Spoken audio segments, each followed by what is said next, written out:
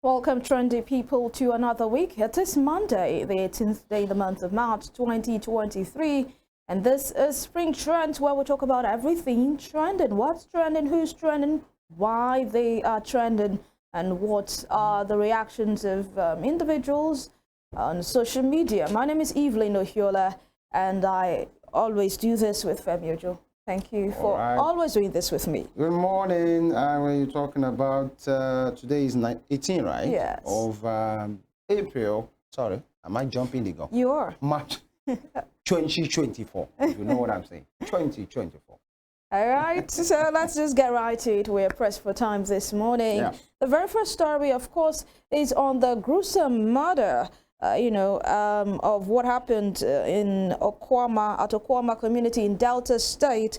And there have been reactions to this particular incident, sad incident, I should say. And the president also have reacted to this issue. You know, he has released a statement on the killing of Nigerian soldiers on a peace mission to Okwama community in Delta State. Let's just see the reactions of people to that statement. I would have loved to read out some part of that statement, but for the want of time, we just have to go right on to, reaction of people on social media. You can get a glimpse of that statement so you can know what it says. Your first says, may the souls of the departed rest in peace, and may you also succeed, sir. Talking to President Bola Ahmed Tinubu. And Ogbeni Bambam says, should the Nigerian army be involved in internal crisis for the situation to have gotten to this level?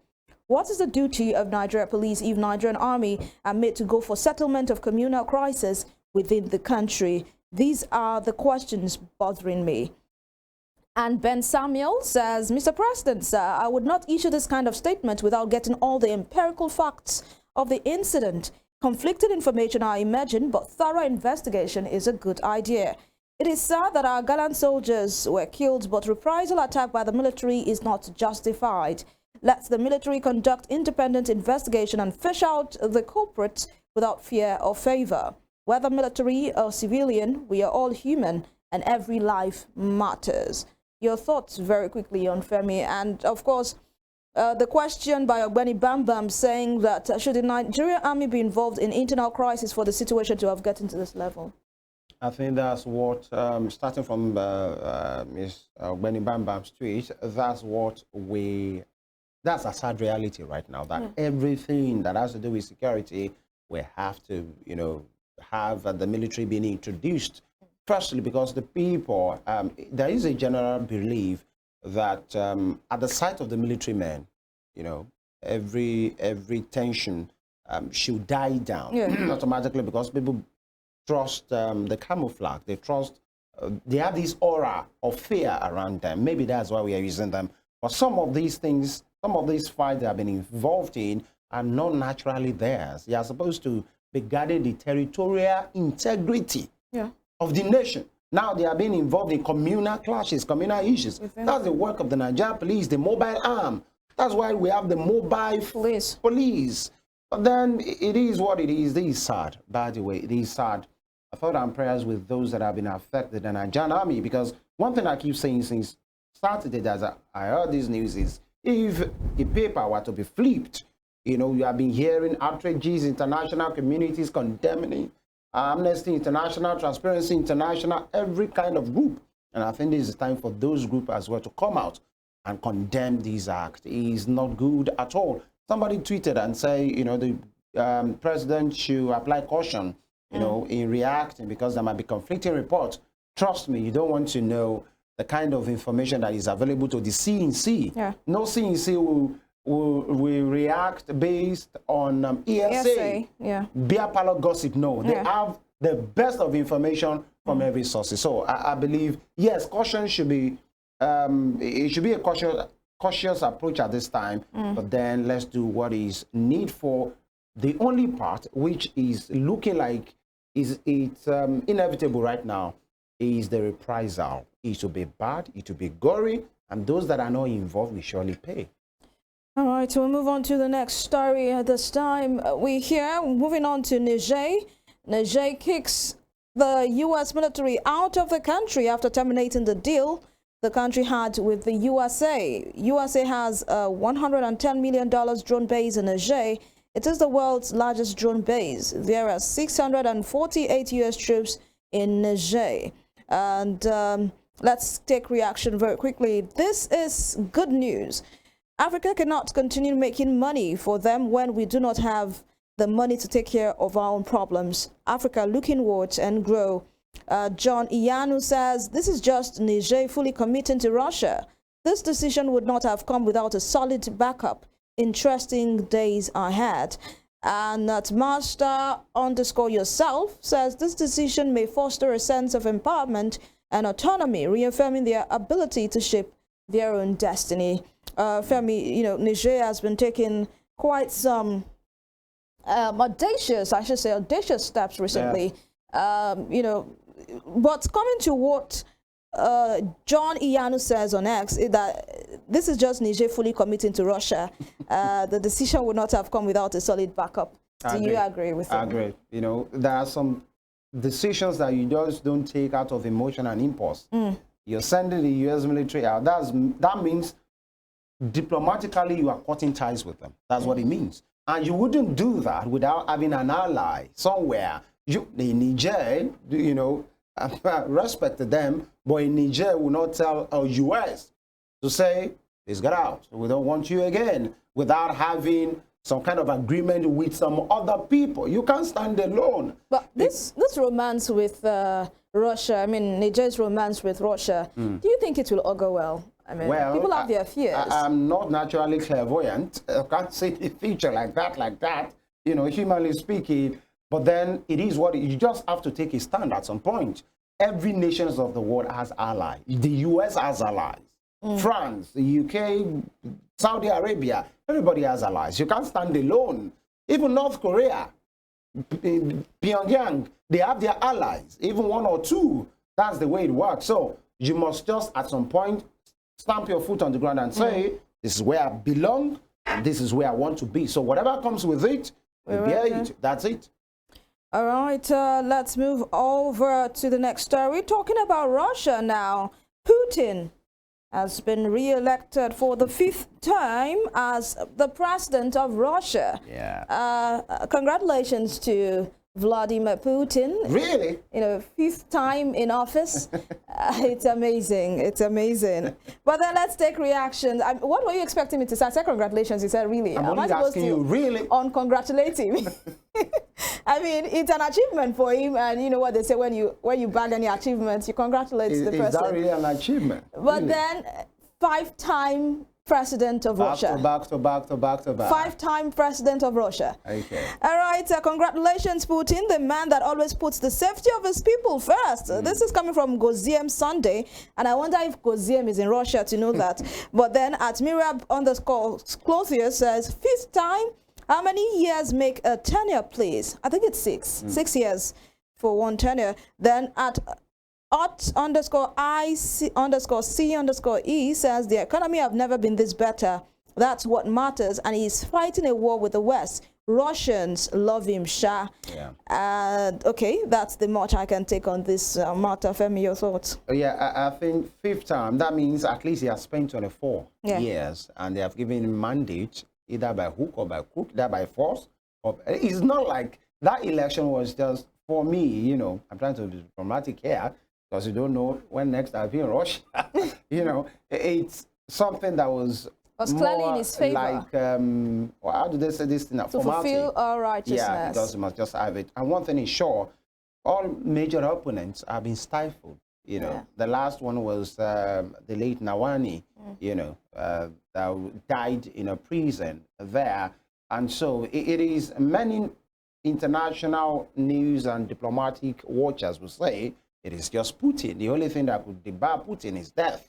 But when he's alive, he came in the year 2000. He's an intelligence expert. He was formerly of the KGB. And then from 2000 to 2024, that's 4 times. And now he has the mandate of his people, you know, for the next 6 years as well, for the best of them. But one thing, in all of his excesses and some of the ways that are unconventional, you know, in his approach, is the fact that you can't take the way that Russia for Russia, you know, part of him to say we are Russia and we will protect everything we have to protect. Now, as a person, some of his policies might be inconsistent with what obtains in the West. Yeah. But then, for him, it's more like a one-man army.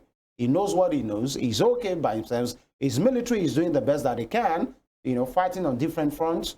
All the best to Mr. Putin. And, you know, for that particular election, the wife of the late Alexei Navalny, who is a major opposition to Putin, called for a protest at the polls, but or even a boycott. yes, but who would do that? Well, it is what it is. To a Putin, you want to boycott? Someone would say even if there was no polls, Putin would still have won. Yeah. But then he's now going for, or he's now, you know, president for a 5th term in Russia. All right, like you said, Russia for Russia, whatever rocks your boat, whatever works for you. And this also speaks to the fact when people say that let us think in words and look at what works for us, what is best for our country. We do not have to copy what we see in the West, hook, line, and sinker, and bring it to, you know, the template there and bring it to work with. I think we've had the former President Olusegun Obasanjo also speak to that issue, saying, let us have a democracy that works for Nigerians, whatever for it is, Africans, for Africans rather. But then, all right, let's see what happens after in this 5 years or 6 years that he has just won. Last story for today, we have this one from Historical Vid saying a Nigerian official pretended to faint after he was asked about missing funds. Of course, it's not 1, 2, 3 people that have had to go through to that. We have a video to support this. We'll take this video and come back for reactions. Are you aware that every expenditure you make from 31st May till date are not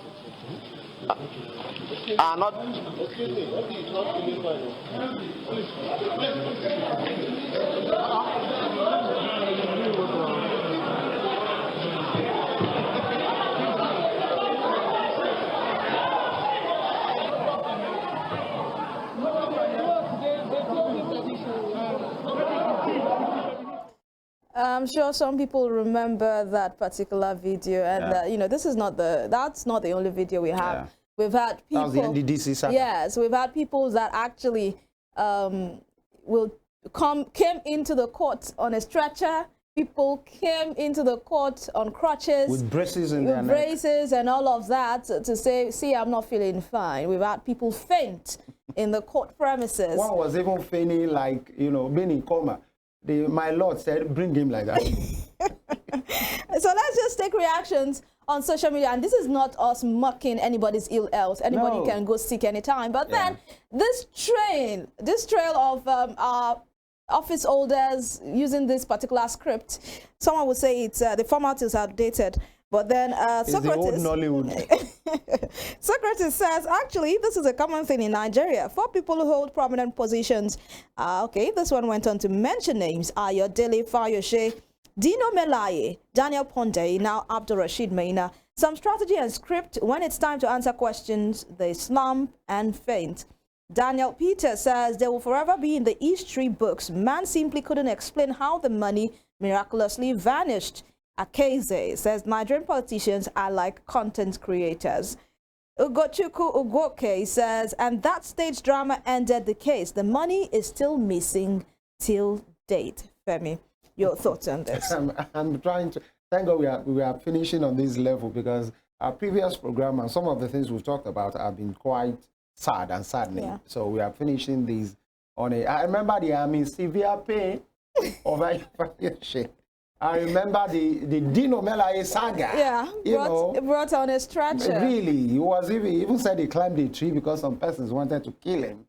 You know, many things. The former PDP scribe as well, I've forgotten his name now, Olisametu case, and many of them, that the moment it's time to come and account, they will have cancer, they will have ulcer, they will have broken neck, they will have waist pain, they have everything. Or the moment the case subsides, everything will be fine. But how come those things miraculously brings those cases down? We don't get to hear them anymore. Our seriousness. Lade Jalabi will say we are not a serious nation. And this is a fact that all of a sudden these sicknesses will just disappear, these illnesses. Yes, many could not detire Jesus. But this one, well, now they do. It's like a script, the old Nollywood, you know, and it is not good. So many persons. The last one, you know, as a round off, was that NDCC case, the video that I saw it. You know, it was beamed live. And the moment I saw that man, I wouldn't say he fainted, but maybe something turned in his head. The thing is, he was ruling out some figures. And then the panel was ruling out another figure. He was calling on his people to give him, you know, maybe some documents. And what he was seeing, I'm sure he has not seen those kind of figures, or he never knew some people have those figures. So at some point, his eyes begin to turn, and he did like this. I say, oh, here we go again. And then your guess is as good as mine. Where's the NDDC case right now? You know, the Honorable of your Mike Saga was there. The man that was part of, you know, the scenario at that time, that was the, you know, the Minister of the Niger Delta is now the Senate President, who was an interested party in that party. In fact, he organized, what is it called? Is it the audit of the firm then? Sorry, of the NDDC. How many persons are saying something like that happened in your ministry? Many persons have pointed you, and you are the one organizing an audit. All right, these are the issues. Nollywood, like Femi will say. But then we pray for a better country. Like I always say, that Nigeria must prosper in our time. And we as citizens must do everything that we can to hold our public officials, our politicians accountable and ask them questions, hard questions, whether they like it or not. It is not enough time to just sing their praises when they come home, just, you know, rank-a-day and all of that. That's where we draw the curtain on Spring Trends for today. Thank you so much for being a part of our world, Femi. Thank you for coming on board. And to you, our dear audience, we wish you all the best today and this week. Ensure to stay safe. My name is Evelyn Uhule.